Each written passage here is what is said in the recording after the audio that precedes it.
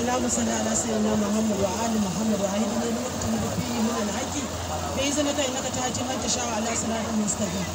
الحمد لله الحمد لله الحمد لله muna ƙara iwa Allah godiya bisa nuna mana wannan rana da yi. Wannan makaranta ba abin da zan ce da ita. Ina miƙa godiya ta mara adadi ga Malam Murtala Muhammad Shugaba wanda yana daga cikin shugabannin wannan makaranta da sauran abokanan koyarwarsa waɗanda suke gabatar da wannan aiki tare.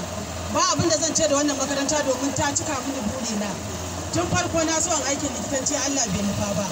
Akwai yayana Usman Abdullahi ya yi karatun likitanci bai kai ga cin magaci ba Allah ya masa rasuwa.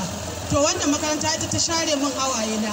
‘Yata ga ta nan Maryam Muhammad Usman wannan makaranta ta yi kuma ina alfahari da ita domin a yanzu duk wasu ƙananan abubuwa namu na cikin gidanmu yarinyar nan ita take bada shi. Ba abin da za mu ce sai godiya.